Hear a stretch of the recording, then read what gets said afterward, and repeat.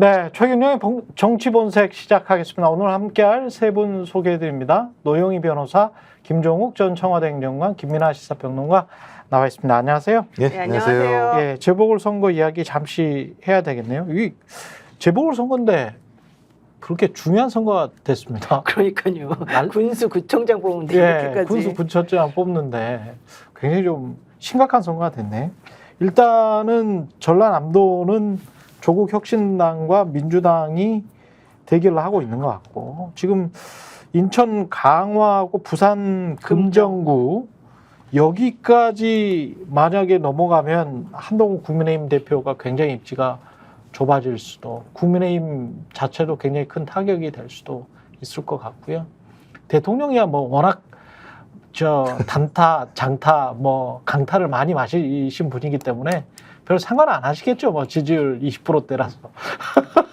근데 이제 한동훈 체제가 네. 무너지면 네. 그나마 이 일도 못하는 윤석열 정부의 미래 권력이라고 한동훈을 얘기했는데 그것마저 무너지면 네. 미래도 없고 현재도 없는 상황이 되면 국민들이 이제 판단을 해야 될 상황인 거지. 이거 그대로 두고 가야 되는 거야라고 그렇죠. 하는. 그래서 저는 이번 선거가 쉽지는 않은 것 같아요. 인천 강화가 만만치 않아서. 인천은 원래 그쪽 특히 강화는 한 번도 된 적이 없는데. 한 번도 단 적이 없죠. 야권이. 이번에 네. 여론조사 꽃에서 조사했더니 12% 정도 차이가 나더라고요. 또. 아직도 여전히 상황 봐야겠습니다만 아직까지 예열이 안 됐습니다만 그래서 예. 금정은 단일화를 하면 민주당 후보든 조국 혁신당 후보든 오차범위 내에서 이기는 걸로 나오고요. 3명이 다 나오면 이제 국민의힘이 이기는 걸로 나오는 상황이어서 저는 금정은 좀 나름대로 좀 희망이 있습니다만 만약에 말씀하신 것처럼 인천 강화까지 엎어지면 제가 볼 때는 뭐 윤석열 정부가 뭘 할 수도 없는 상황, 완벽하게 제압되는 뭐 정리가 되는 상황이 될 거라는 생각이 드는데 아직까지 지표상으로는 인천 강화는 그렇지 않다 그런 것 같습니다. 지금. 뭐 근데 뭐 민주당 입장에서 혹은 조국 혁신당 같은 야권 입장에서 봤을 때 최소 2대 2잖아요. 그렇죠. 최소 2대 2겠죠. 예, 그럼 뭐 그렇게까지 문제될 건 저는 없다고 보고 지금 사실 발을 동동 굴려야 되는 건 여권이잖아요. 예. 예, 그리고 한동훈 대표죠 특히. 예. 뭐 대통령이야 나라 상관없다 이렇게 나올 게 뻔하고 한동훈 대표는 지금 자기가 7월 달에 당대표 된 이후로 아무것도 한 게 없잖아요. 계속 양치기 소년이 되어가고 있는 상황이라서 본인이 이제 이재명하고 이 한동훈 이 당대표의 관계에서 사실은 이번 선거에서 좀 이기는 모습을 보여줘야지 뭔가 입지가 나올 텐데 예. 아무것도 안 나와. 당대로 아무런 힘이 없어. 대통령하고는 대통령과 또 간에 무시가 되고 있어. 민주당하고 퍼포먼스 해보려고 했다가 결과적으로 아무것도 안 돼. 결국은 망하는 건 한동훈이거든요. 그러니까 지금 윤석열 대통령 입장에서 되게 느긋하게 지켜보고 있을 것 같고 민주당이나 다른 야권도 마찬가지예요. 특별히 여기 지금 그렇게까지 사활 걸 필요도 사실 저는 없다고 봐요. 예. 그래서 현실적으로 이제 진보 교육감이 되느냐 보수 교육감이 되느냐 요거 하나가 변수가 저는 좀 들어있다고 보고 예. 나머지는 2대2 정도면 우리는 전혀 문제 없다. 서울시 교육감. 네, 그렇죠. 그러니까 실질적으로 교육감 선거만 저는 오히려 더 관심을 가지고 나머지에 대해서는 2대2면 됐고 그것보다 더 좋으면 내지는 더 성과가 더 나으면 그거는 국민들이 이런 생각이라는 걸 대통령이나 여권이 알아라. 이런 정도의 시그널을 보는 게 맞지. 예. 우리가 괜히 부안해도 하면서 국민의힘의 말대로 야 니네 3대1 안 되면 니네가 지는 거야. 이렇게 할 필요는 없는 거라고 봐. 그런 그렇잖아요. 이야기를 하고 있구나. 3대1 아니면 니네가 지는 거야. 3대1 아니면 니네가 지는 네. 거야. 이렇게 되잖아요. 이제 흐름이 뭐 국민의힘 내에서 볼 때는 조금 그래도 심상치 않은 게 있긴 있나 봐요. 제가 뭐 3대1이 안 되면 큰일 난다는 얘기하는 게 아니고 예. 그런 문제는 아니고. 예. 그러니까 원래 국민의힘은 계속 이 선거는 조용히 치르자 이런 분위기였거든요. 왜냐하면 강서구청장 재보궐선거할 때 다들 선거 전문가들은 이 선거는 조용히 치르자 그랬는데 용산을 필두로 해가지고 동네방네 뭐 시끄럽게 치르지 않았습니까? 그렇죠. 그러고 나서 그것 때문에 더 크게 졌다 이렇게 된 거잖아요. 그것 때문에 정권 심판론 이렇게 원래 그래야 될 선거가 아닌데 정권 심판론 이렇게 가닥이 쭉 잡히면서 그러면 더 크게 졌으니까 이번에 조용히 치르자 이런 분위기였는데 결국 한동훈 대표 주말에 갔잖아요. 금정에. 부산 금정에 갔잖아요. 거기 가가지고 이제 막 움직이고 이랬지 않습니까? 그런 거를 보면 이게 뭐 부산 경남의 경우에는 어쨌든 최근에 여론조사의 흐름이나 있고 이런 것들을 보면은 김종우 박사님 말씀하신 것처럼 국민의힘에서 자신할 수는 없는 분위기라는 거는 있다. 예. 그럼에도 불구하고 어쨌든 영남권이기 때문에 총선 때도 부산은 좀 그렇죠. 막판에 또 막판에 결점이 상해졌어요. 있었지. 그렇죠. 예. 야당이 뭐 이렇게 승리를 자신하고 뭐 이런 거는 아닌 거지만 예. 하지만 어쨌든 국민의힘에서 불안 요소는 있는 부분은 분명히 있다.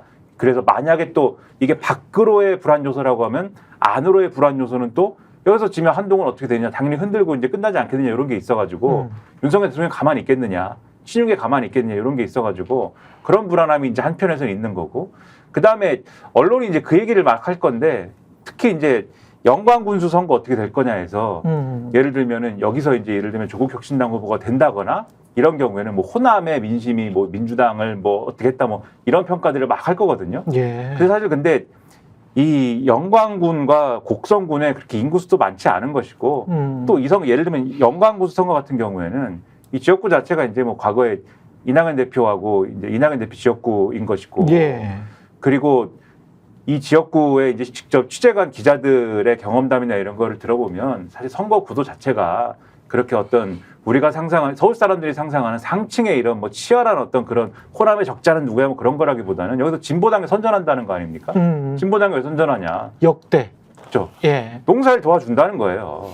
고추 따주고 칼 갈아주고. 그렇죠. 좋은데요. 그러니까 젊은 사람들 가가지고 다른 지역들 젊은 사람들까지 다 가가지고 지금 다 도와준다는 거예요. 그러니까 이런 거여서 그리고 아마 선거 좀 막판이 되면 또 민주당 지지층 결집하고 이런 효과도 있고 뭐 달라질 수도 있겠지만 그런 거여서 이게 이 결과에 따라서 언론이나 뭐 평론가들은 뭐 여러 가지 평가를 하겠지만 이 결과가 호남 지역의 어떤 전체 민심을 대변하는 어떤 바람의 흐름을 또 보여주는 것까지는 아닐 거여서 이런 부분은 지금 과열된 측면들이 있다. 이렇게 평가를 하는 게 좋을 것 같습니다.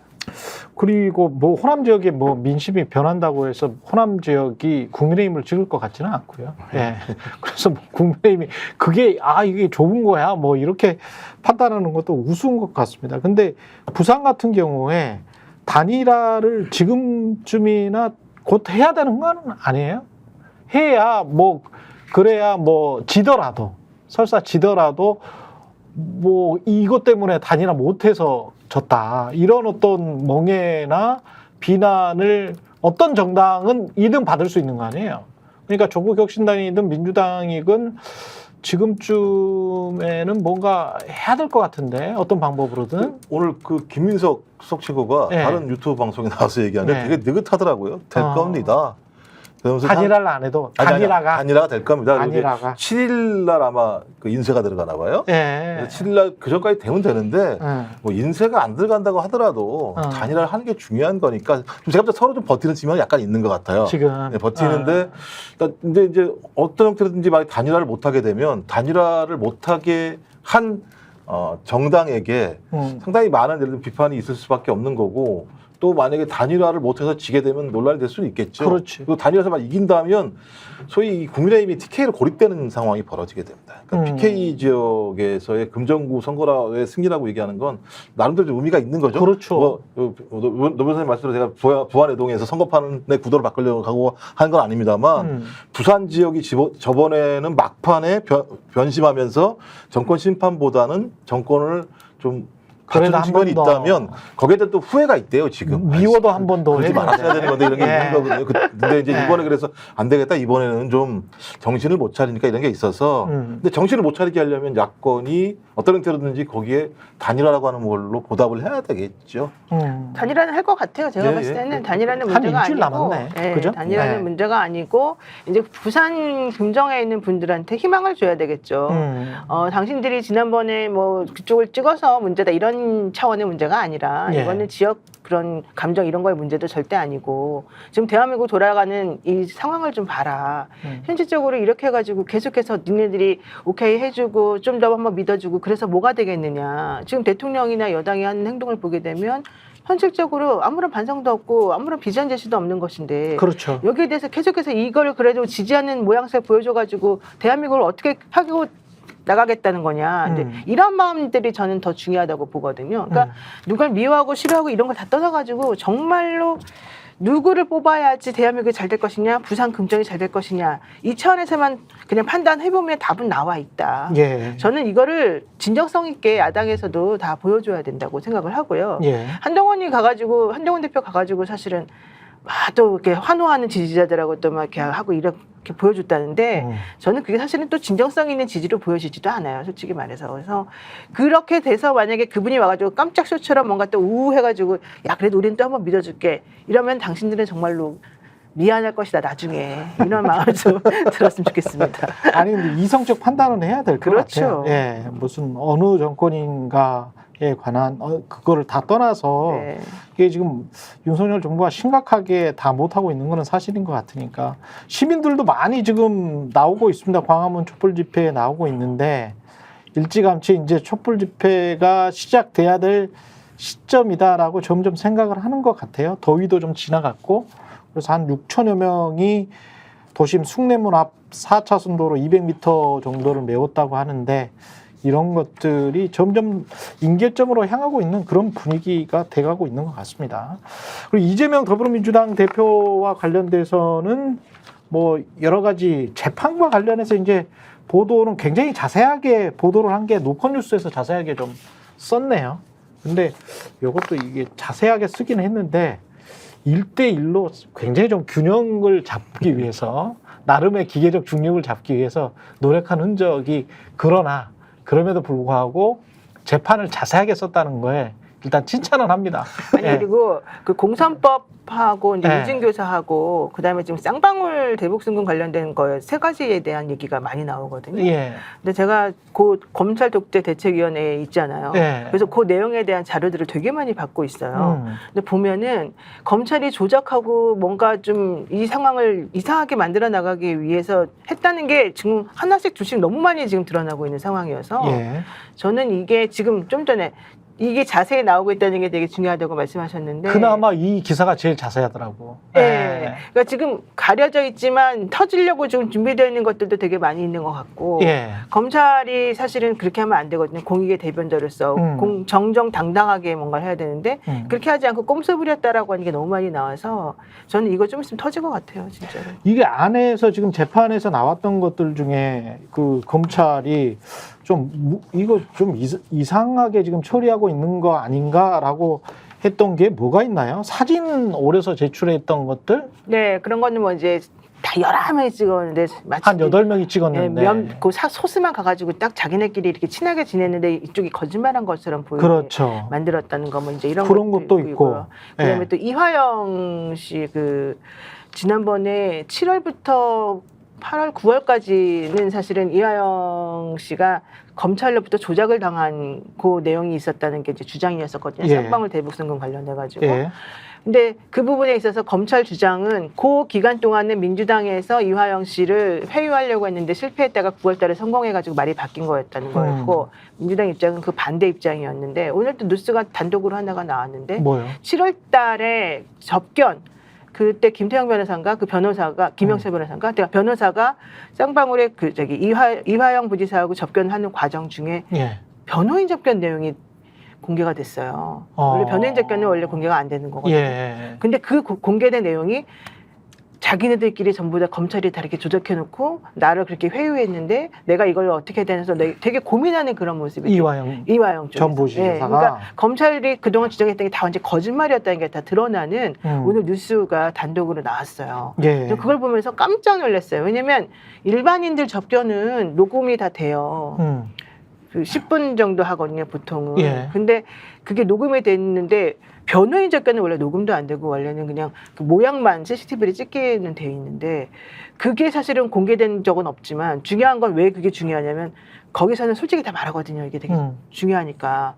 그래서 거기서 나온 얘기가 되게 중요한 부분들이 많은데 예. 이번에 그게 공개가 됐어요. 그래서 와 이제 제가 첫 번째 들었던 의문은 그거 어떻게 그게 공개가 됐을까 첫 번째 의문스러웠고 두 번째는 그 내용을 보게 되니까 진짜 내가 변호사잖아요. 내가 지금 한 20년 변호사하고 있는 중인데 변호사로서 내가 딱 보니까 이 그림이 너무 그려지는 거야. 이 당시에 쌍방울에서 이 사람이 뭐라고 했을까 이게 너무 드러나고 이화영 씨가 어떻게 신경의 변화를 이렇게 해서 왔다 갔다 했는가가 나오고 또 하나 국정원 직원이 나와가지고 그때 막 얘기를 했는데도 저쪽에 안보수나 이런 쪽에서 막 아니라고 거짓말한 부분들이 많이 나왔거든요. 그 부분들에 대한 재판 내용하고 비교를 해보니까 야 이거는 진짜 빼박이다. 검찰이 이런 식으로 회유하고 이런 식으로 장난질 쳤다는 게 너무 분명하다. 이런 느낌이 제가 딱 정확히 들어서 이거 정말 있을 수 없는 일인데 이런 식의 것들이 지금 하나씩 둘씩 터져 나오고 있다. 이게 제일 더 중요한 부분인 것 같아요. 근데 이 하나씩 조금 구체적으로 더 들어가 보죠. 그 시장 재직 때는 알지 못했다. 고 김문기 씨 관련해서 이제 이재명 대표가 SBS 방송에서 그렇게 이야기를 했었잖아요. 네. 시장 재직 때는 알지 못했다.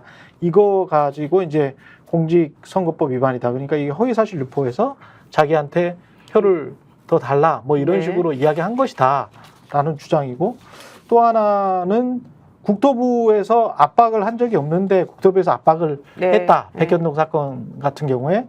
그렇기 때문에 이게 허위사실 유포다. 뭐 이렇게 해서 공직선거법 위반이다. 이렇게 두 가지인데 어떻게 보십니까? 김연아 평론가는 이 사건들 자체를 어떻게 보는지 그게 궁금하네요. 근데 사건이라고 얘기를 하지만 결국은 이재명 대표가 어떻게 인식했느냐를 지금 다퉈야 되는 그런 상황인 거지 않습니까? 제가 그렇죠. 뭐 네. 법에 정통하지 않아서 네. 그것을 뭐 법적으로 어떻게 다루고 판단해야 되는지까지는 알지 못하지만 일반인의 시선으로 봤을 때는 저것을 저렇게 어떤 이게 선거법 위반이다 내지는 뭐 이러한 것들이 문제가 있다라는 식으로 법정에서 가릴 일인가라는 의문이 있는 거예요. 근본적으로는 그것을 어떻게 어떤 수단으로 증명을 하고 어떤 수단으로 방어를 할 수 있는가 이런 의문이 있고 그리고 이것을 또 열심히 어쨌든 검찰이 수사를 해서 이재명 대표가 어쨌든 거짓말을 한 것이다를 증명을 하려는 이유는 이게 이 사람은 그냥 거짓말을 했습니다. 이러려는 게 아니고 그걸 예. 증명하려는 게 아니고 왜 그랬을까에 대해서 지금 여기 기사에 나옵니다만 왜 예를 들면은 김문기 처장을 모른 척 했습니까라는 거에 대해서 안다고 하면은 대장동 개발 사업에 대해서 모종의 역할을 스스로 인정하게 되는 그런 상황이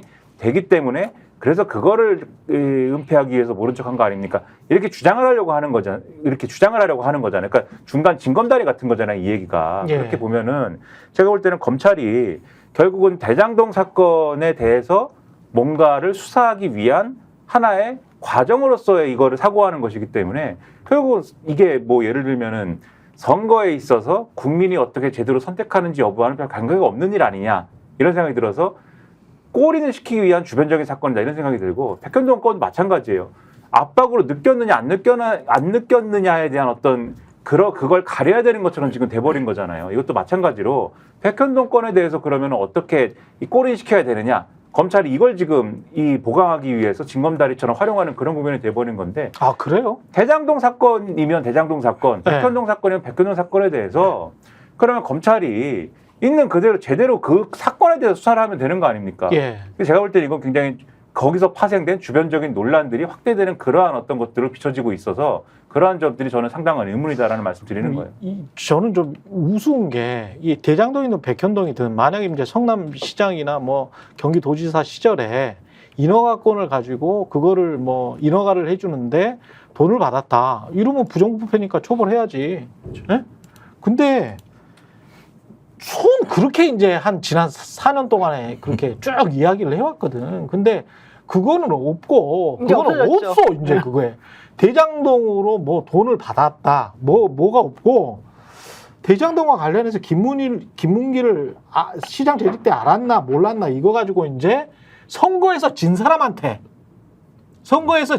공직선거법 위반으로 일찌감치 걸어 놓은 거야. 일찌감치.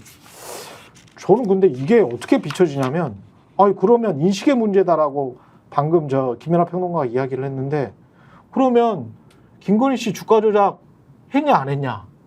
수천만 원 벌었냐 안 벌었냐? 아니 수십억 원 벌었냐 안 벌었냐? 나는 수천만 원 잃었다라고 인식을 했다는 거 아니야? 윤석열 씨가 그죠. 그때 당시에 그거 너 거짓말했네? 이렇게 제가 검사로서 물어보면 아니 그거는 나는 그때는 그렇게 알고 그렇게 있었죠. 알았다. 그렇게 알고 있었다. 나는 그 양심의 문제잖아요. 그런데 이 사람은 이긴 사람이야. 이겼어. 예? 그럼 똑같이 대장동 이슈다. 그러면 대장동 이슈와 관련해서 김문기를 알았냐 몰랐냐가 대장동 이슈야? 김문기를 알았냐 몰랐냐가 대장동 이슈가 아니고 대장동 인허가로 경기도지사 시절에 뭔가 배임이나 수재나 횡령이나 아니면 알선이나 뭐 제3자 뇌물이나 검찰이나 과거의 보수 언론이나 언론들이 주장했던 것처럼 그걸 했느냐? 아니 그러면 처벌 받아야지. 그러니까 이게 예. 검사들이 원래 처벌하려면 행위하고 인식하고가 있으면 그렇죠. 인식을 가지고 처벌할 수는 없어요. 인식이라고 하는 건 원칙적으로 예컨대 뭐 내가 예를 들면 최경영하고 우리 알잖아요, 되게. 네.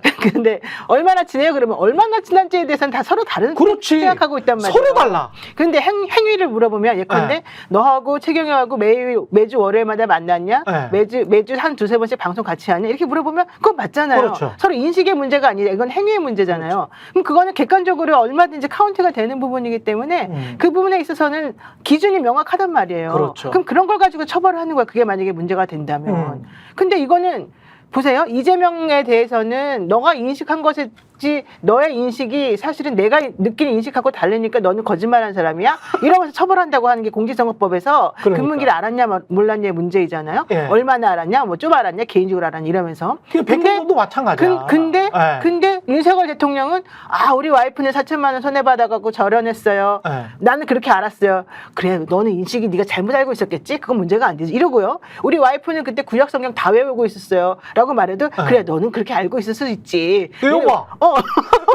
이제 까먹을 수 있겠지. 네. 그렇게 말해서 너는 문제가 안 된다고 보는 거예요. 네. 근데 만약에 그런 거가 정말 이재명하니까 가게 되면 네. 이건 네가 또 그렇게 인식한 건 잘못이야. 나의 그렇죠. 인식과 너의 인식이 달라. 이러면서 그 말을 한 사람과 그 말을 한 상황이 어떤지에 따라서 기준이 다 달라진다는 게 이게 가장 큰 문제라는 거예요. 이게 왜 아니 이런 식으로 따질 거면 아니 그 저 문재인 정부에 대해서 알고도 부동산 값 올렸다라고 했잖아요. 그렇죠. 알고도 부동산 값 올렸다라고 주장을 했으면 그거 증명해야 되는 거 아닙니까? 알고도.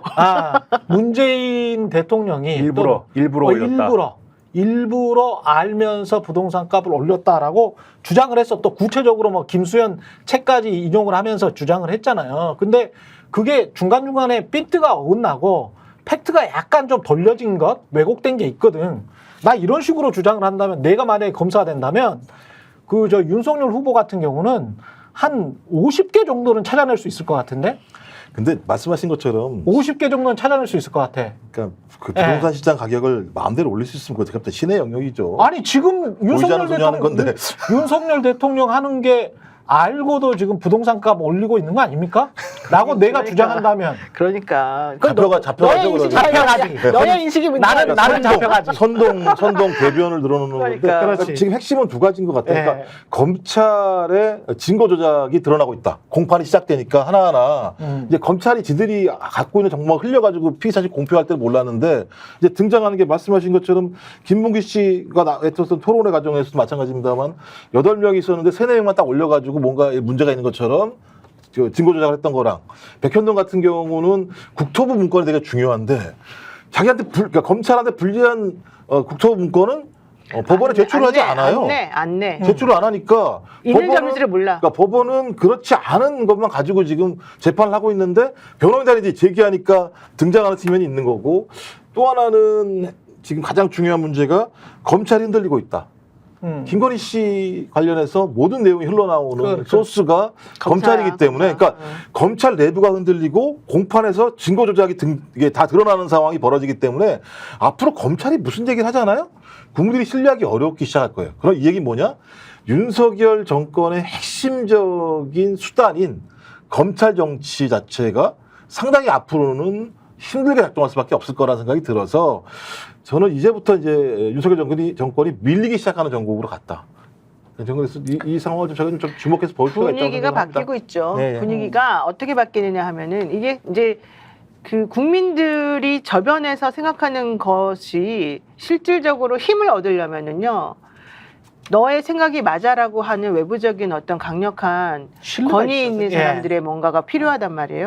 근데 그렇게 하려면 지금까지 저항했어요. 누가? 검사들이. 그 객관적이고 정의를 심판한다는 검사들이 니네 생각이 틀려. 대통령이 맞아. 이렇게 계속 얘기해 줬기 때문에 우리는 그게 맞는지 안 맞는지 모르는 상황에서 조금 애매한 상황이 있었단 말이에요.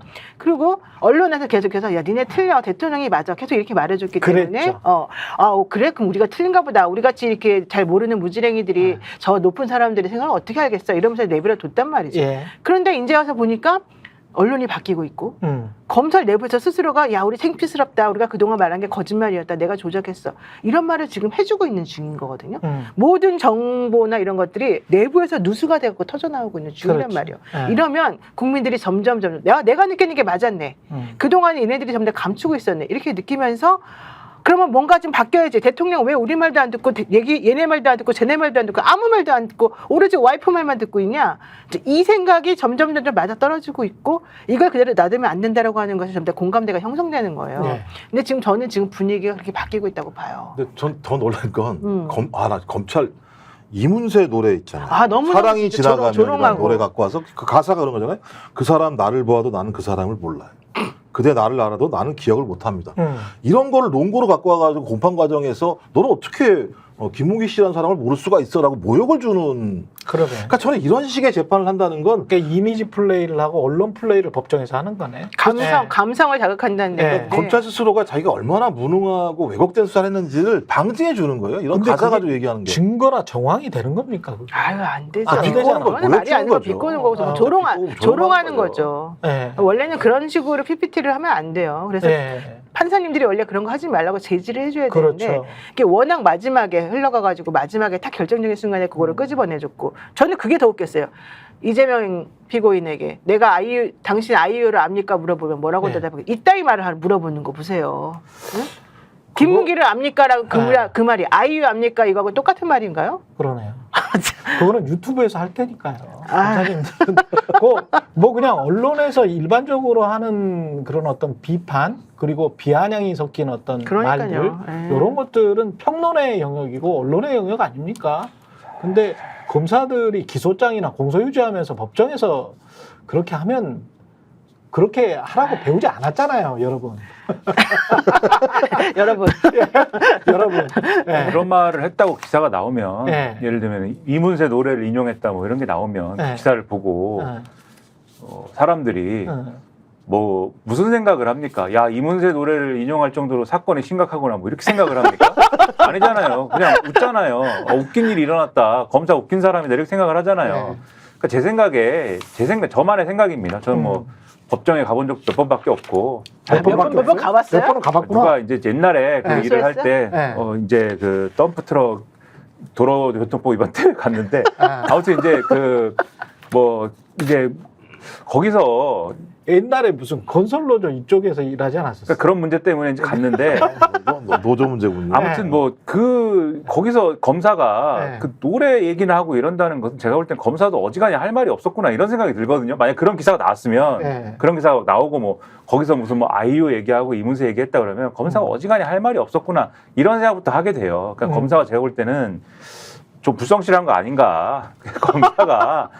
검사가 별로 할 말이 없구나. 네. 사실은 그게 본질이 아닌가 이런 생각도 들고 여러 가지 생각을 하게 근데 합니다. 드라마지 드라마. 사실은 원래 법정 드라마 같은 거 보면 제가 볼 때마다 좀 웃긴다 이 생각할 때가 많거든요. 그렇게 절대 흘러가면 안 되고 그렇게 하면 큰일 나는 경우가 많은데 이번에 나온 거 아이유 얘기 나오고 이문세 나온 얘기는 진짜 드라마 찍은 거다 이 네. 생각밖에 안 들어요. 검사의 태업 아닐까요?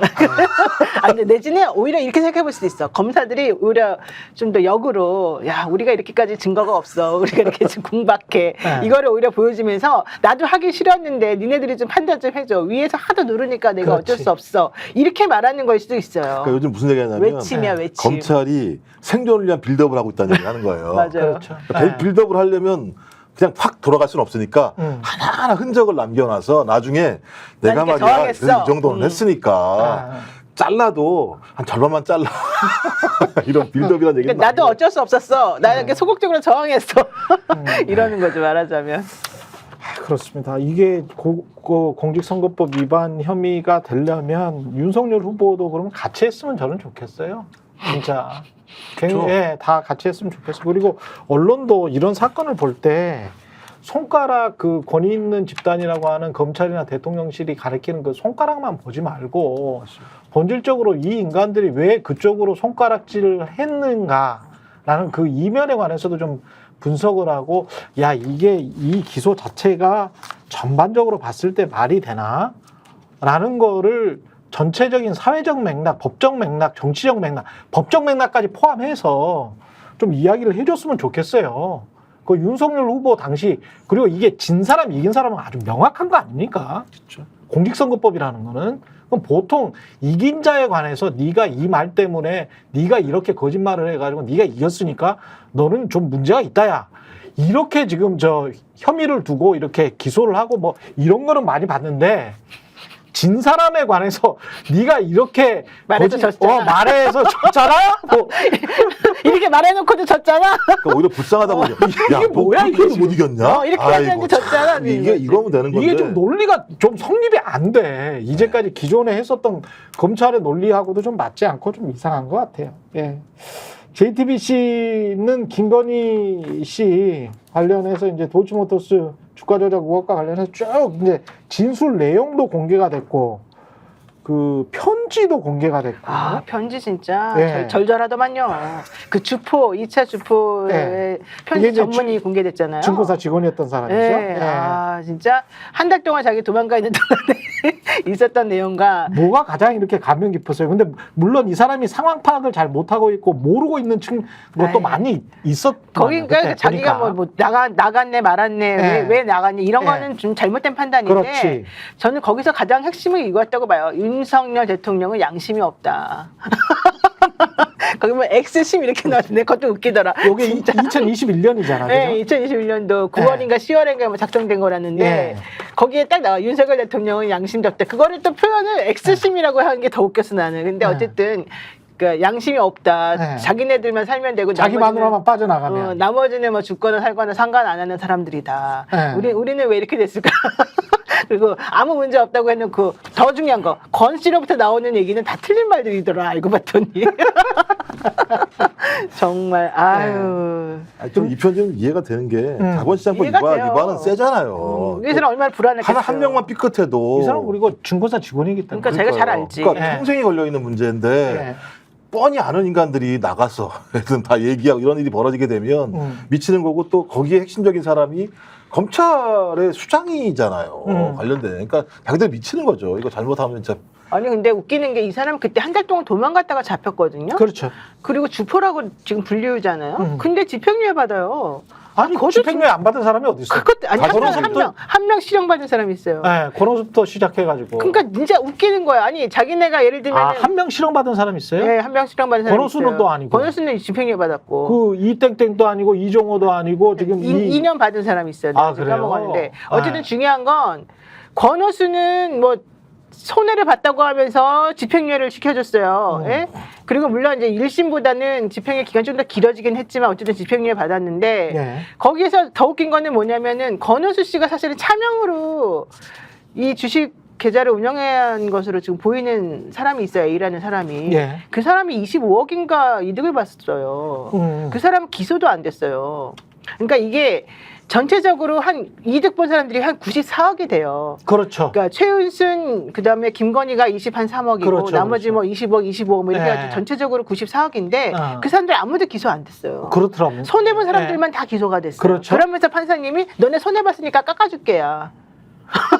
그리고 더 웃긴 거는 권오수 씨가 네. 손해 봤다고 나왔는데 실제 여기 94억이라고 하는 돈을 벌은 이 사람들 중에 20 몇 억 버는 사람이 권오수의 차명 계좌를 운영했다는 사람 의심을 받는 사람이 있어요. 네. 근데 결과적으로 권오수는 자기 이름으로 한 것에서는 손해를 본 것처럼 보이지만 네. 실제는 돈을 벌었다는 거거든요. 그렇죠. 근데 이 사람은 아예 기소도 안 됐어요. 예. 근데 검찰이 거다 썼을 때 기소장에 썼을 때도 이 사람의 차명 계좌를 운영한 것으로 보인다 이런 말도 다 써놨거든요.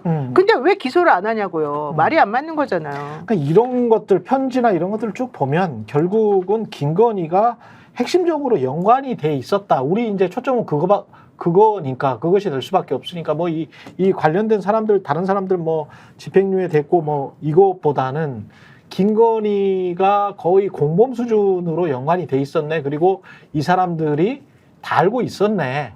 김건희의 연관 사실을 당시에도 2020년, 2021년에도 이거는 확인할 수 있는 거 아닙니까? 그럼요. 예. 제가 볼 때는 오히려 권오수와 김건희가 주포 같은 느낌이 드는 상황이에요.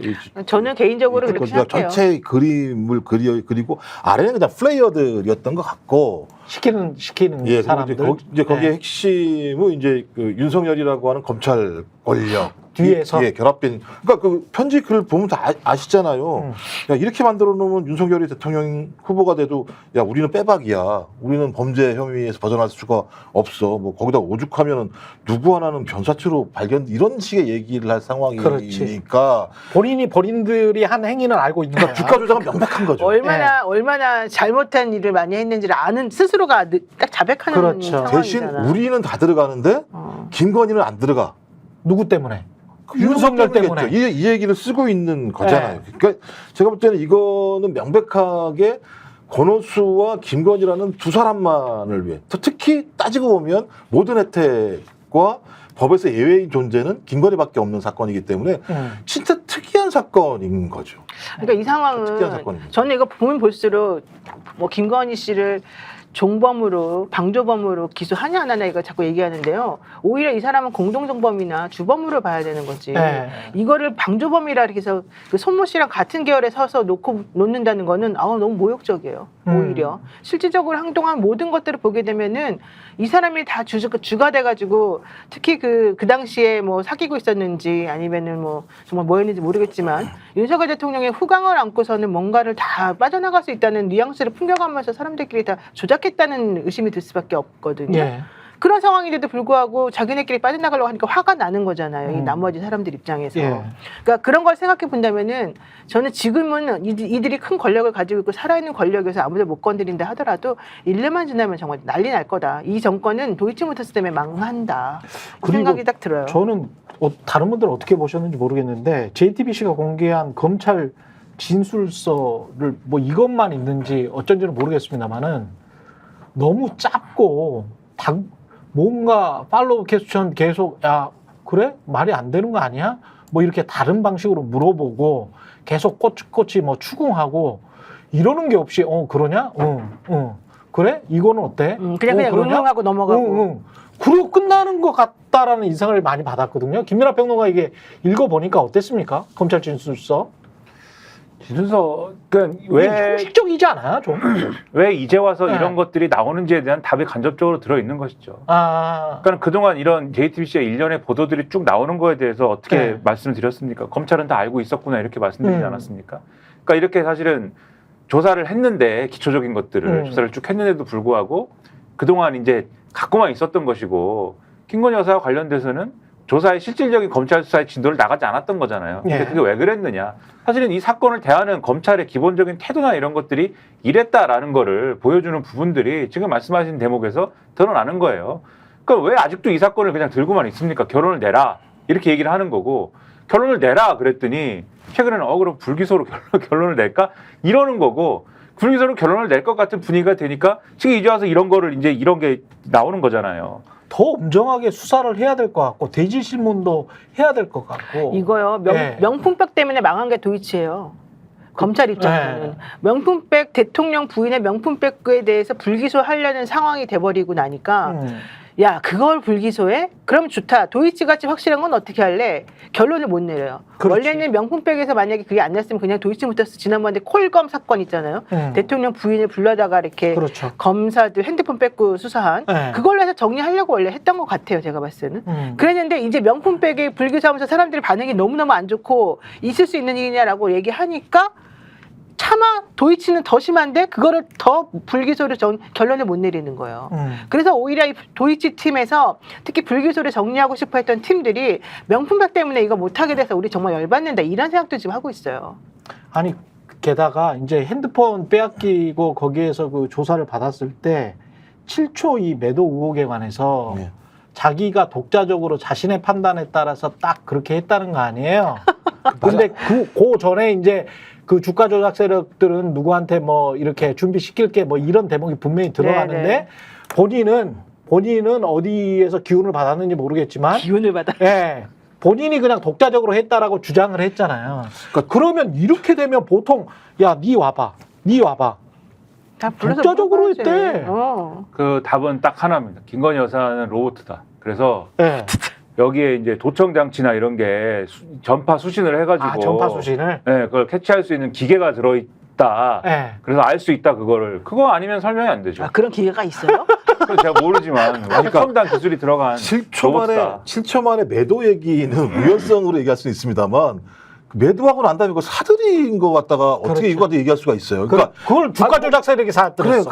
그러니까 나 팔게라고 얘기할 수 있어요. 네. 근데 그걸 바로 사버려? 네. 그것도 똑같은 주식수로 산다는 건 이건 우연을 아무래도 좀 로또보다도 더 대단한 우연이라는 생각이 드는 거고 또 하나는 검찰 진술서가 제일 중요한 건 검찰이 계속 소위 수사 내용을 김건희 측에게 흘렸다는 게 다 확인되는 거잖아요. 말씀하신 것처럼 2020년 9월 달은 본격적으로 도이치모터스 주가 조작 수사가 시작이 되는데 배당받은 데가 제가 알기로는 이 김건희, 윤석열 쪽에서 받으니까 아마 그 내용이 다 흘러 들어갔을 거라 생각이 드는 거고, 1차적으로. 그렇지. 그다음에 두 번째가 9월 21일 날 형사 6배 재배당이 되는데 또 이 9월 21일 날 거래소에 심리 분석 요청을 한다라고 얘기를 해요. 그러면 이 구체적인 수사에 대한 내용 자체가 밖으로 흘러 들어가니까 그런 내용들을 김건희 씨와 도이치모터스 일당들이 알아서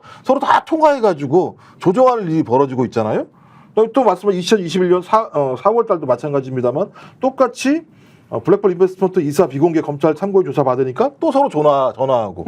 전 그렇다면 말씀하신 것처럼 진짜 2010년, 12년 사이에는 지들끼리 몰래 주가 조작을 했다면 이제 2020년부터 검찰 조사가 벌어지니까 검찰의 조사 내용들을 다 받아가지고 그러니까. 자신이 또 예를 들면 수사를 갖다 무마하려고 하는 일이 그렇지. 벌어진 거니까 저는 이건 검찰과 공모하고 있다라고 볼 수도 있는 거예요. 이 정도 상황이라면. 그럼 그 뒷배가 근데 윤석열이라고 볼 수밖에 없는 거야. 당연하죠. 검찰총장 부인이니까 저렇게 예. 하는 거지 뭐 저걸 달리 설명할 방법이 있습니까? 근데 윤석열 씨는 계속 지금 오늘도 속보 나온 거 보니까 그 거부했대요. 또? 네, 거부가. 네. 아니 저는 대통령 거부권 자체가 직권남용이라고 보기 때문에 이제 더 이상 이거를 놔둘 수는 안 되고요. 국민의힘 국회의원 여러분한테 정말 영상 편지하고 싶어요. 국민의힘 의원님들 지금 이 상황이 정상이라고 보십니까? 저는 아니라고 봅니다. 여기에 만약에 당신들이 이번에 제의할 때 익명인데도 불구하고 또다시 거부권 행사에 대해서 지지하는 방식으로 투표를 한다면 여러분들은 정말 국민에게 큰 죄를 짓는 거고요.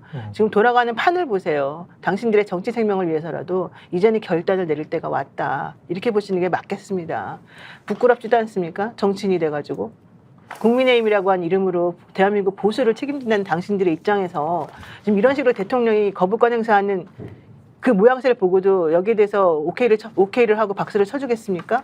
대통령이 거부권을 하는 이 근거가 정확히 뭡니까? 이번에 김건희 특검법에 대해서 거부권 행사하는 이유가 뭔지 여러분이 아세요?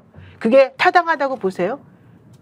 대통령이 거부권 이렇게 함부로 계속해서 남용하는 거는요, 예전에 유신 정권 때, 예전에 그 전에 원래 대통령 거부권이라고 하는 이것을 헌법 조항에 집어넣으려고 할 때 대통령이 함부로 자기 권력 때문에 마음대로 거부권 행사하면 국회의원이 뭐가 됩니까? 라고 했던 그 당시의 우려가 그대로 지금 드러나는 거랑 똑같습니다. 예전에 처음에 이 거부권 조항을 집어넣을 때 바로 이 우려가 있었어요. 대통령이 마음대로 거부권 행사하게 되면 어떻게 되느냐. 그랬더니 그때는 야 우리 바쁘니까 그냥 빨리 이거 집어넣고 오케이 시켜서 헌법 통과시키자. 이래가지고 그냥 넘어갔는데요. 그걸 지금 현재 대통령이 그대로 하고 있는 거거든요. 이 우려를. 근데 지금 현재 아무런 근거도 없이 아무런 정말 합리적인 이유도 없이 계속해서 거부권 행사하는 것에 당신들이 박수를 쳐주고 이걸 하게끔 계속 도돌이표 순환적으로 반복해서 하게끔 해준다면 당신들이 똑같이 지금 죄를 짓는 거거든요. 이거 정말 대통령 직권남용 그 자체라고 저는 생각합니다. 예.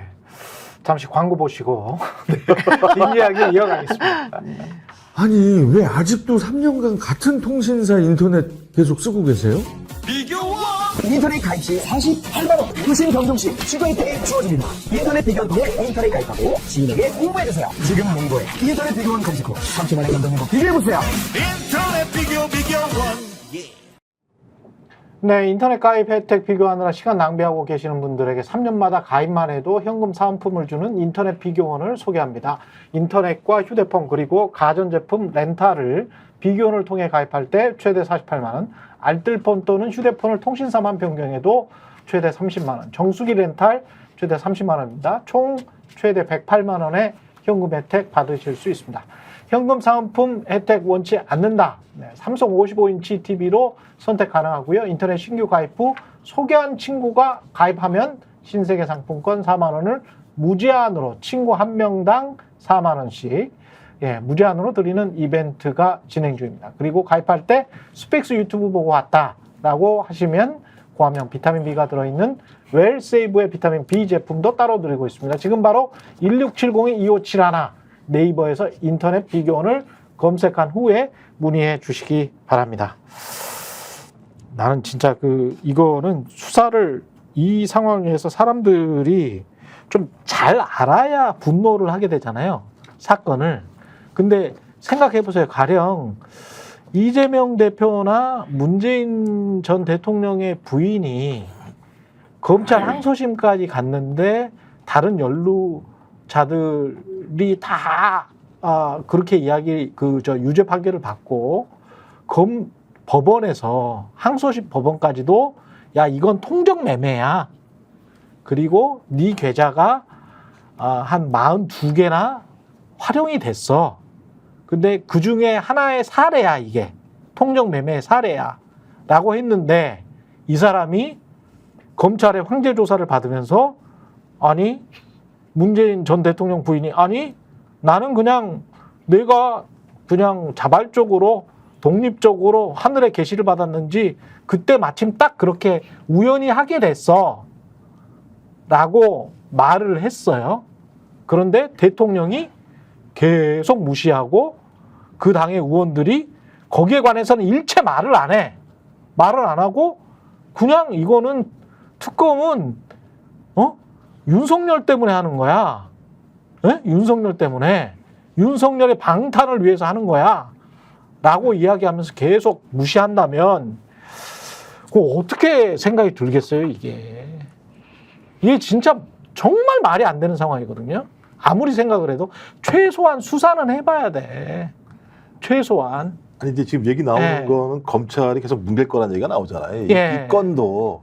근데 말씀하시고 생각을 해보세요. 그러니까 황제 조사라고 하더라도 예. 황제 조사를 할 때 김건희가 그 황제 정말. 조사를 하고 있는 검찰들에게 갑자기 어느 날 문득 주식을 팔고 싶어서 그 주식을 팔았어. 그랬더니 검찰이 그러시군요. 그걸로 그냥 끝나. 이러고 끝나면 그러니까 우리 헌법에서 얘기하는 특수계급이 거기서 만들어지는 거잖아요. 법적인 예외가 있는 자들, 그다음에 대통령보다 더 높은 자가 될 수도 있는 상황이 벌어지는 일을 검찰 스스로가 용인하고 나와서 지금까지도 찍소리 못하고 기소할지 안 할지 설명도 안 하는 일이 벌어지고 있다면 저는 이건 검찰 내부의 판단 문제가 아니다. 그러니까 검찰 외부의 강력한 힘에 의해서 그 결정들을 이겨낼 생각을 안 하고 있고 어떻게 하면 피해 나갈까? 어떻게 하면 조용히 무마할까? 근데 말씀하신 것처럼 희한하게 하나 걸려버렸죠. 명품백 문제가 걸려가지고 핸드폰을 털리니까 네. 꼬이긴 했습니다만 그래도 계속 저는 심우정 신임 검찰총장의 태도를 보면 그냥 대통령의 뜻, 민정수석 자기 잘하는 선배의 뜻에 따라서 그냥 자기가 품고 가겠다는 생각이잖아요. 그럼 제가 볼 땐 공권력이라고 하는 의미가 없는 조직이 돼버리는 거죠. 사조직이 돼버리는 거죠. 저는 그래서 예. 이미 검찰은 사조직화돼 있다. 예. 근데 이제 많은 다른 소위 평범한 검사들도 있지 않습니까? 이제 그런 평범한 검사들이 왜 지금까지 저렇게 조용히 있는지 모르겠어요. 다른 때 같으면 난리 났었잖아요. 뭐 연판장 돌리고 내부에서 뭐 2%수가에다 글 올리고 하는데 조용히 있는 거 보면 검사들은 오랜 시간 동안 이렇게 정치화됐다라고 하는 것이 명확히 드러나는 거라 생각이 들어서 답답해요.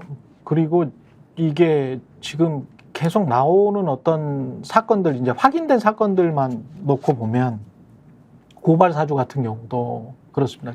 최근에 이제 그 손준성의 고발 사주가 아니고 뉴스타파를 비롯해서 뉴스타파 한겨레 5개 언론사가 미디어오늘까지 했던 그 고발 사주 사건 있잖아요. 지난 주말에 보도가 됐던데 김대남 비서관이 야 그건 내가 한 거야 그러니까요. 라고 했던 그 고발 사주 같은 경우도 대통령실이 그 시켰다는 박근혜 거잖아. 때 그때 저도 그때 한참 취재를 했었을 텐데 그 작업을 하는 거잖아요. 우파 시민단체들을 동원해가지고 야 너희들이 박성재를 이렇게 고발해. 그러면 우리가 어떻게 고발대행. 어떻게 할게. 너희들이 집회를 해. 집회하면서 누구를 아주 모욕을 주는 것 이상으로 막 공격을 해. 그러면 우리가 법적으로 쓱 뒤에서 한번 맞춰볼게. 뭐 이런 거지 않습니까? 그러면서 이렇게 사람들을 타격하거나 아니면 사람들을 띄우거나 뭐 이러는 건데 이게 뭐 고려 시대 있잖아요. 무신 정권 때 사병들 있지 않습니까? 호족이 있고 사병이 있거든요. 호족 정치가 난무할 때 사병들이 막 등장을 해가지고 사병들이 막 사람들 찌르고 다니고 막 이러지 않습니까? 과거 이제 45년 해방정국 때도 그랬던 적이 있습니다만은 이게 진짜 이 관군은 규율이 있고 절제가 있고 법에 따라서 하잖아요. 그게 관군이건 검찰이건 뭐건 간에 관료건 간에 얘들 사병인가? 호족인가? 정통수성 없이 집권했나? 이 인간들이 민주주의 국가를 운영할 수 있는 어떤 기본적인 자질이 된 놈들인가? 제가 놈자를 붙여서 죄송합니다만은 저는 이 자들은 놈자를 충분히 붙일 수 있다고 봐요. 그걸 또 자랑하면서 말하잖아요, 김대남이. 그러니까. 자랑하면서 야 그거 내가 한 거야 뭐 이러면서. 근데 그걸 사실은 박근혜 때도 했잖아요. 아니 당장 그 강승규 시민사회 수석이 이런 놈들이 다 있어요. 순천 유튜브한테 얘기한 거 있잖아요. 네. MBC 가서 시위하라고 전화 통화로 얘기하는 게 다 녹취가 나왔잖아요. 그러니까 제가 볼 때 사주하고, 그러니까 시위 사주에서 문제 생기면 고발하고, 검찰은 수사하고, 잡아들이고. 류희린 봐요, 류희린 방심이. 그러니까요. 응? 거기서도 다 자기네 친인척 뭐 아는 사람들 지인들 다 동원해가지고 거기다가 민원 넣으라 그러고 그리고 그걸 이용해가지고 문제화 시켜가지고 또 그거를 공격하고 이게 아주 일상화가 된 패턴이 돼버렸다니까요. 아니 이런 어떻게 데가. 이렇게 될 수가 있지? 그러니까 정말 이해할 수가 없어요. 그리고 아니 생각을 해보면 이게 드루킹 무슨 댓글 사건이랑 보다 훨씬 더 심한 사건이에요. 어떻게 보면. 그럼요. 드루킹이라는 일당들이 네. 예를 들면은 윗선의 권력에 무슨 지시를 받아가지고 댓글을 단 게 아니지 않습니까? 그렇지. 자생적으로. 자기들이 어떤 이익을 추구하기 위해서 내가 오히려 해줄게. 자기들이 정치인 내지는 뭐 그런 사람들을 엮어가지고 접근해서. 그렇죠. 오히려 뭐 다른 사건이랑 비교할 수 있어도 이거는 권력이 직접 이제 접근을 해서 시민단체를 움직이고 뭐 이런 거잖아요. 그러니까. 이거는 제가 볼 때 그건 질적으로 완전히 다른 것이고 네. 재밌는 거는 보통 이런 일이 벌어지면 권력 집단에서 그 여당이든 정권에서 이걸 뭐 대응을 하기 위한 무슨 설명을 하거나 어떤 움직임이 있어야 되잖아요. 이런 얘기가 나왔지만 그건 사실이 아니다라든지 그런 일은 없었다라든지 뭐 아니면 뭐 오해가 있었다라든지 아니면 대남이가 좀 이상하다라든지 뭐 이런 거 있잖아요. 뭐 걔 옛날부터 이상했어, 좀 네. 정신이. 네. 다른 사람은 안 그래. 다른 사람은 정상이야. 뭐 이렇게라도 말하든지. 네. 그런데 그런 얘기를 하는 사람은 여기에 직접적으로 이 의혹에 연루되어 있는 공천 때문에 연루되어 있는 이철규 의원 하나밖에 없습니다. 이철규 의원만 김대남이 옛날부터 이상했다 이 얘기를 하고 있고 나머지 사람들은 아무 얘기도 안 해요. 늘 그게 원래 그런 거 아니야? 라는 태도인 듯이 비춰질 수 있는 그런 대응만 하고 있는데 저는 그 윤석열 정권의 특징인 것 같아요. 제가 여기서 맨날 우스개로 말씀드린 게 선거나 정치 얘기했더니 대통령이 이 선거 과정에서 패밀리 비즈니스다 이렇게 얘기한 거를 저는 굉장히 징후적이었다 이렇게 생각을 하는 거고 예.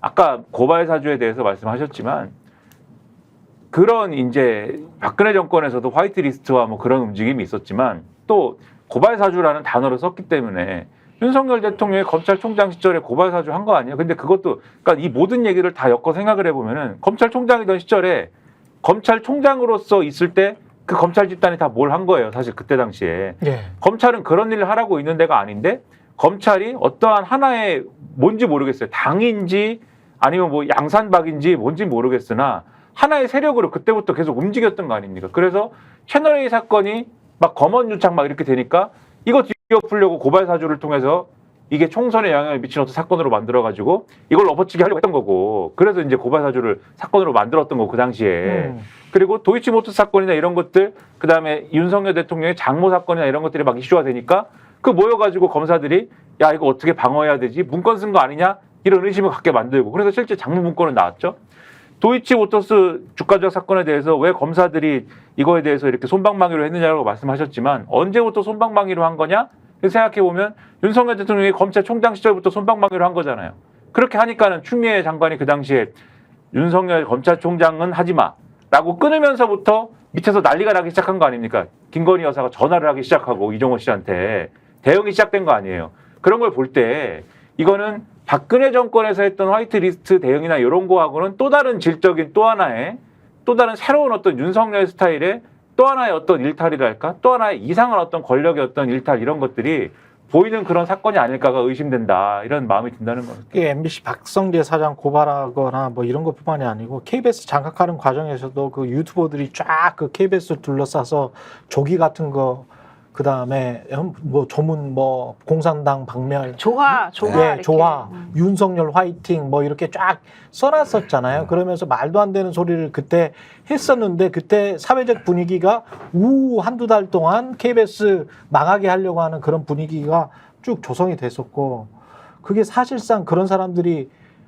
목소리가 아주 큰 유튜버들이 와가지고 집회라고 한다고 그 앞에서 2달 동안 장사진을 치면서 그 고래고래 소리를 질렀거든요. 제가 그때 KBS 나가고 있었었는데 라디오 정문을 우리가 맨날 다니던 그 정문으로 신관 아예 쪽으로 못 못 들어갔어요. 그래서 뒤로 이렇게 도망다니듯이 해가지고 숨어가지고 그 본관에 막 연락해가지고 들어가고 맨날 그랬었어요. 이거 생각해 보면 사실상의 폭력인데 폭력만 동원하지 않았지. 이승만 때 이기붕 뭐 이렇게 할 때 맞아요. 이화수 뭐 이런 애들 있지 않습니까? 종로파, 동대문파 이런 사람들 동원해가지고 정치 깡패들 동원해서 사람들 입 막고 야권 인사들 막 주먹으로 패버리고 그리고 사적 린치 가하고 그게 사병이잖아요. 그 삼식이 삼촌 보세요. 거기 네. 딱 정확히 나와요. 그렇지. 삼식이 삼촌이라고 드라마 여러분 한번 보세요. 꼭 거기 보면은 완전히 너무 잘 나와요. 퇴행했어. 송강호가 하는. 네, 완전히 퇴행했는데 거의 비슷한 느낌을 가져요. 박근혜 때보다 박근혜 때보다 더하네. 박근혜 때는 네. 그래도 순진했다고 나는 생각했기 그렇지. 때문에. 진짜 일상적 테러가 그쵸? 벌어진다고 볼 수 있는 거예요. 그냥 일상적으로 맞아요. 테러를 하는 테러가 거야. 벌어지고 있는 거여서 네. 공포심을 갖게 되는 그렇지. 거죠. 공포심을 갖으니까 네. 말을 안 하게 되는 것이고 그렇죠. 말을 안 하게 되니까 사회에서 공론이 안 만들어지게 되고 예. 공론이 안 만들어지니까 국민은 또 실망하는 거죠. 예. 신뢰 정치적인 정당에 대한 불신이 쌓이게 되고 그럼 이제 그때부터 지들끼리 마음대로 할 수 있다고 생각한 건데 우리 국민을 제가 되게 낮게 본 거죠. 제가 또 앞으로는 아마 서서히 일단 오늘 리얼미터 보니까는 25%까지 떨어져 버렸거든요. 리얼미터가 25%면은 최저치로 떨어졌기 다른 데서 하면 때문에 10%대예요. 정당 격차는 거의 10몇 프로 차이가 났어요. 지금 최초로. 그래서 이런 자체가 소위 말씀하신 국민들의 분노 지점 자체가 강력하게 지금 권력과 맞서서 지지율을 하방시키는 국면에 있기 때문에 예. 아마 저희가 이제 진짜 듣도 보지 못한 윤석열 정권을 겪었습니다만 윤석열 대통령은 듣도 보지 못한 악몽 같은 시간을 앞으로 보내게 될 거예요. 그리고 이제 거기에 그 딸랑거렸던 사람들, 딸랑거려. 진짜 딸랑거렸던 사람들 많아요. 제가 지금 다시 뭐 이렇게 그 송영훈 선배, MBC 송영훈 선배가 페이스북에 그 과거에 얼마나 딸랑거렸는지를 뭐 한국경제든 조선일보든 윤석열이 얼마나 위대하고 대단한 사람인지를 추켜 세우기 위해서 딸랑거렸던 기사들 있잖아요. 네네. 그런 것들을 쫙 이제 한 열 몇 장을 모아놨더라고. 근데 이런 작업들을 이제 서서히 실시를 해야 된다라고 보는 게 이런 거 민영삼 같은 사람도 제가 보기엔 딸랑거렸던 사람이거든요. 아부했던 사람이에요. 아이고. 예? 각종 종편 채널에 나와서 이게 윤석열 대통령 그 밀어줬던 사람 아닙니까? 근데 이런 사람이 이제 코바코가 얼마나 중요해 이게. 근데 한국방송광고진흥공사 이 자리에 가는데 아예 무슨 지원서가 국가 발전 기여업적 포상 실적 뭐 과제 수행 주요 업적 뭐 쓸 게 없어서 그랬는지 모르겠습니다만은 지원 서류에 아예 기재를 안 했대. 그러니까 어떻게 저렇게 뻔뻔한 지원서를 냈는데 저 사람이 될 다 수가 텅 비어 있죠? 있어. 그러니까 다른 사람들을 지원 안 했나요? 그 당시에? 민영삼만 지원했나요? 그러니까 정말 우리도 지원서 같은 거 좀 내보고 그러면은 그렇죠. 이력서 같은 거 내더라 저렇게는 안 하잖아요. 도대체가 저 배짱은 뭡니까? 저 사람을 뽑아준 게 이진숙 아닙니까? 그렇죠. 이진숙하고 서로 모종의 공모가 있지 않고선 저게 가능한 일이겠습니까? 현실적으로 코바코가 얼마나 여러분 아시잖아요. 급여도 되게 높고 급여가 중요한 게 아니라 이 광고 시장이 요즘같이 힘든 상황에서 정말 제일 권력이죠. 권력을 가지고 있는 네. 곳인데 오히려 방송사가 접대를 하는 곳입니다. 그러니까 저기를 내면서 저렇게 공간을 네. 다 비워놓고 무슨 자격으로 그러니까 저 사람은 사장이 됐다는 거예요. 기재한 게 국민의힘 당대표 특별보좌관, 윤석열 당시 대선 후보 캠프의 국민통합특보, 한양대학교 공공정책대학원 1년 다닌 거, 건국대학교 언론홍보대학원 특임교수. 아, 여기도 뭐 특임교수 했을 수 있겠다. 예. 한양대학교도. 예. 민주평화당 최고위원, 국민통합특보. 그러니까 정치 경력밖에 없네요, 이 사람은. 그러니까 슬픈 이력서예요. 왜냐하면 슬픈 이력서. 비워놓은 데를 보면 예. 관련 분야 논문 발표잖아요. 예. 논문이 없겠지. 그다음에 연구 및 과제 수행 주요 업적이지 않습니까? 예. 연구한 적이 없겠죠. 그다음에 관련 분야 국가 발전 기여 업적. 국가 발전에 기여한 적이 없죠. 그러니까 비워놔야죠. 그러니까 예. 포상 실적 상을 받은 적이 없어요. 나라로부터. 그러니까 비워놔야죠. 그러니까는 결과적으로 기타 업적 및 활동사항 뭐 이런 것만 적는데 업적은 오로지 방송 출연이에요. 그렇죠. 방송인, 지상파 방송, 종편 TV, YTN, 연합 TV 등 시사 대담 프로 패널 및 진행, TV조선 황금 펀치 진행 이런 거를 쓴다고요. 그러니까 이게 슬픈 이력서고 여기서 중요한 거는 이걸 예. 비워놨다는 것도 충격적이지만 요렇게만 내도 아까 말씀하셨듯이 이 사람이 된다. 이 사람이 뽑힌다. 난 내가 내도 됐겠어 그러면. 아니 내 거가 더 훌륭해. 여기 하나 더 있잖아. 헐났죠. 변호사잖아. 아니 내게도 훌륭하다니까 진짜. 헐났다고요. 변호사님 냈으면 되죠. 국가고시를 통과하신 분인데 변호사. 어이가 없어가지고 네. 내가. 그러니까 아유. 건의로를 걷는 사람들은 이런 거 안 써도 돼요. 건의로. 아, 네. 건의로. 건의로야? 그 괜히 이런 거 쓰면 창피하지. 내가 그런 거 써야 돼 굳이. 예. 아. 내가 지금까지 걸어온 길을 알잖아. 건의로에 있었어. 그러면 그냥 쓰라는 거지. 그치 그걸 뭐 그치. 고민하겠습니까? 예, 건의로 돌담길. 건의로 돌담길. 함께 걸었던 예, 시절의 추억을 곧 있으면 이제 이런 사람들이 근데 코바코 사장이 뭐 2년입니까 3년입니까? 2027년까지. 2027년까지. 3년이야. 근데 이런 사람들이 나중에 이제 야, 나 임기 보장해 줘야 되는 거 아니야? 정권 바뀌었다고 내 쫓아낼 수 있어? 뭐 이러면서 소송할까? 아, 얄짤 없죠 그때. 에이. 또 뭐 블랙리스트라고 하겠죠. 예, 그게. 블랙리스트라고 막 하고. 아니, 근데 예. 이거는 빼박이야. 이렇게 네. 된 건 어떻게 내겠어요? 그러면서 어떻게 이제 또 내겠어요? 중립을 예, 자처하는 또 우리 또 언론사가? 각종 언론들은 야 이러면 안 되지, 이러면 안 되지, 제도를 바꾸든지, 임기 보장해 줘야지. 임기 보장해 줘야지. 그게 민주주의 아니야? 뭐 또 이렇게 하겠죠. 아, 너무 한국 사회는 뻔해. 정권이 바뀌어도 막 눈에 보여, 막 이렇게 돌아가는 게. 아, 그러면서 또 이제 안 바뀌겠지, 또 이렇게 되다가. 예측 가능한 사람. 네, 그 다음에 또 한 1, 2년 지나다가 또 반동 나온다? 왜 부동산 값이 올라? 뭐 이러면서 또 반동 나와? 야, 다 누구누구 따시야? 뭐 이러면서 또 그렇게 근데 한다. 민영삼 씨가 원래 민주당 라인이었었잖아요. 네. 그러다가 여기서 안 되니까 글로 넘어간 거잖아요. 네. 여기서 이 정권에서 지금 잘 된 사람들의 특징이 그거예요. 배신자들. 그러네. 배신자들이 오면은 잘 품어줘. 되네. 따뜻하게 품어줘. 그러니까 네. 오게 만들어. 귀신 네. 용사처럼 네. 정말 그런 걸 많이 해줘요. 내가.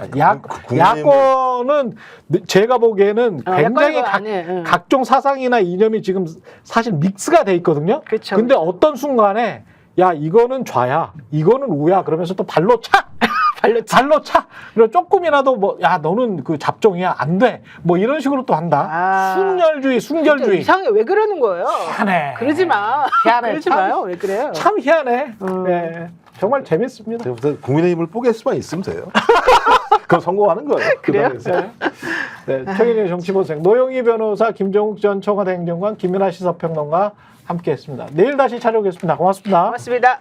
TV의 정치권색 사실대로 말씀드리죠. 구독, 좋아요, 사랑입니다.